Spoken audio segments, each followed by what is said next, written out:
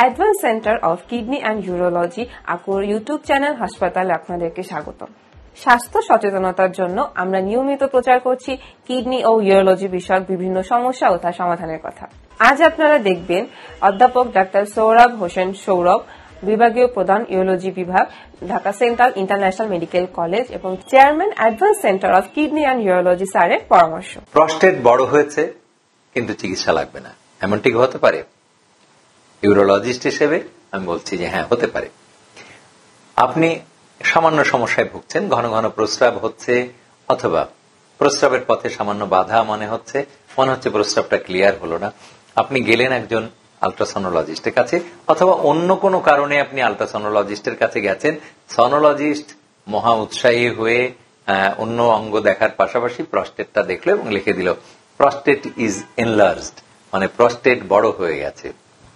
Prostate বড় হয়ে গেছে তখনই আপনার মাথা ঘুরে গেল যে সর্বনাশ। আপনি শুনেছেন যে প্রস্টেট বড় হয়ে গেলে অপারেশন করতে হয়, ওষুধ খেতে হয়, এমনকি ক্যান্সারও হয়। কাজেই আপনি চলে আসলেন ইউরোলজিস্টের কাছে। ইউরোলজিস্ট হিসেবে আপনাকে বলছি ভয় পাওয়ার কিছু নেই। প্রথমেই আমরা যে কাজটি করব সেটা হলো সিমটম স্কোর। এই সিমটম স্কোর কিন্তু আমেরিকানরাও করে, ইন্টারন্যাশনালে করে একই সিমটমস, 7টা সিমটমস।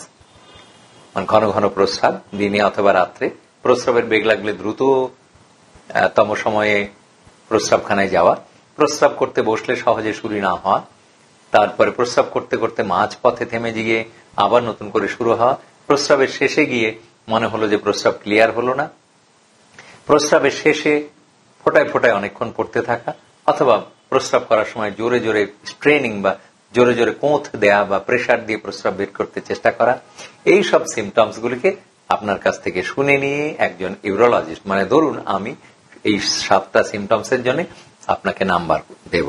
আপনি গত মাসে এই সিমটমস গুলিতে কি পরিমাণ ভুগেছেন, মাঝে মাঝে ভুগেছেন নাকি বেশিরভাগ সময় ভুগেছেন নাকি প্রত্যেক দিনে ভুগেছেন?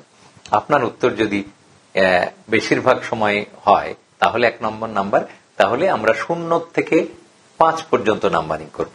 আপনি যদি 0 থেকে 7 নম্বর পান, আপনাকে বলছি আপনার কোনো চিকিৎসা লাগবে না, কেবলমাত্র লাইফস্টাইল মডিফিকেশন। হ্যাঁ, এই লাইফস্টাইল মডিফিকেশন করেই প্রস্টেট জনিত স্বাস্থ্য সমস্যার বেশিরভাগ রোগীরই চিকিৎসা করা সম্ভব। লাইফস্টাইল মডিফিকেশনটা কি? অনেক মানুষই কিন্তু এখনো, আমি যে এত বকবক করি তারপরেও এখনো, কালকে একজনকে পেলাম, সে মানে মহা উৎসাহী হয়ে জানালো সে দৈনিক 4 থেকে 5 লিটার পানি খায়। মানে স্বাস্থ্য সুরক্ষার জন্য, কিডনিটাকে ভালো রাখার উদ্দেশ্যে তিনি 4 থেকে 5 লিটার পানি খায়। তো এখন কিন্তু অনেকে শিখে গেছে যে এত পানি খাওয়ার দরকার নেই, অথচ সে একটা অফিস জব করে, ফলে যতক্ষণ অফিসে থাকে সারাক্ষণ সে বাথরুমে যেতেই থাকে, এটি তার স্বাস্থ্য সমস্যা। তাহলে লাইফস্টাইল মডিফিকেশনের প্রথম সূত্রই হচ্ছে অতিরিক্ত পানি পান বর্জন করুন। অতিরিক্ত পানি পান করা যাবে না। তারপরে পানি যদি খেতেই হয়, আপনার পিপাসা যখন লাগবে তখনই পানি খাবেন, আর কখনোই 1 গ্লাসের বেশি একবারে পানি খাবেন না। আপনার পিপাসা লেগেছে, 1 গ্লাসের কম পানি খাবেন, কারণ আমরা যখন গ্লাসে পানি ঢালি তখন কিন্তু গ্লাসের থেকে মার্জিন থেকে একটু নিচু করে পানি ঢালি, মানে 200 মিলির নিচে আপনাকে পানি খেতে হবে একবারে। সারাদিনে যারা ঘরে বসে কাজ করছেন তাদের জন্য 6 গ্লাস থেকে 8 গ্লাস যথেষ্ট, মানে 1.5 থেকে 2 লিটার যথেষ্ট। যারা রোদে জলে পুড়ে কাজ করছেন তাদের জন্য বেশি লাগতে পারে, যারা অ্যাথলেট ঘামে ভিজছেন, মাঠে ক্রিকেট খেলছেন তাদের বেশি লাগতে পারে। কিন্তু দয়া করে যারা ঘরে বসে বসে কাজ করছেন তারা অযথা বেশি পানি পান করবেন না। এরপরে আসছে চা, কফি, কোল্ড ড্রিঙ্কস, ধূমপান। 4টা জিনিস পুরোপুরি বাদ দিয়ে দিতে হবে, চমকে উঠবেন না।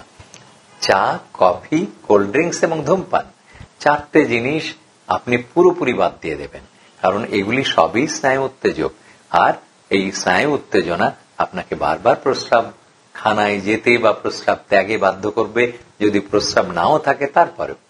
সুতরাং এই স্নায়ু উত্তেজক পদার্থগুলি বা পানীয়গুলি আপনি আজ থেকে খাওয়া বন্ধ করে দিন। আর সিগারেট বা ধূমপান তো আপনার ক্যান্সারও তৈরি করতে পারে, তো কেন খাবেন? সুতরাং লাইফস্টাইল মডিফিকেশন বা জীবনযাত্রার মান পরিবর্তনের এই দ্বিতীয় পদ্ধতিটি হলো চা, কফি, কোল্ড ড্রিঙ্কস এবং ধূমপান পুরোপুরি বর্জনীয়। অনেক মহিলা কিন্তু তামাক পাতা বা জর্দা পাতা, সাদা পাতা এগুলি খায়। ধূমপানের চাইতে সেগুলি আরো খারাপ, সুতরাং সেগুলিও বাদ দিতে হবে।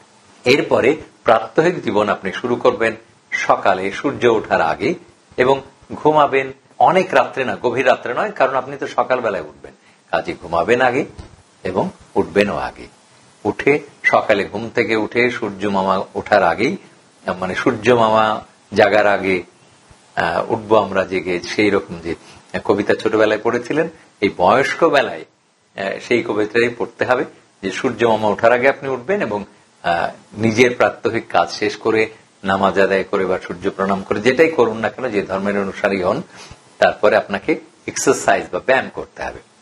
এই ব্যায়ামের মধ্যে প্রস্টেট সুস্থ রাখার জন্য বা ঘন ঘন প্রস্রাব থেকে বাঁচার জন্য একটি ব্যায়াম আমরা বলবো কিগেল এক্সারসাইজ। কিগেল এক্সারসাইজ লিখে সার্চ দিলে আপনি দেখতে পাবেন, অথবা যাদের কম বয়স আছে তারা দৌড়াতে পারেন, আর যাদের বেশি বয়স আছে তারা পদব্রজে হাঁটতে বেরোন, মানে ঘন্টা খানিক হেঁটে আসুন, গা ঘেমে উঠবে, তারপরে এসে পরিষ্কার পরিচ্ছন্ন হয়ে বা ফ্রেশ হয়ে তারপরে নাস্তার সাথে পানি পান করুন। কিন্তু কোন ক্রমেই ঘুম থেকে উঠেই 1 কাপ চা, তন্দ্রা জড়িত কণ্ঠে স্ত্রীকে বলছেন যে 1 কাপ চা দাও, এবং আপনি বেডটির আম দিয়ে সেটা পান করছেন, এটা স্বাস্থ্যসম্মত নয়, প্রস্টেটের জন্য তো নয়। নিয়মিত স্বাস্থ্য বিষয়ক পরামর্শ পেতে আমাদের চ্যানেলটি সাবস্ক্রাইব করুন এবং বেশি বেশি লাইক ও শেয়ারের মাধ্যমে সবাইকে আমাদের সাথে সংযুক্ত হওয়ার সুযোগ করে দিন।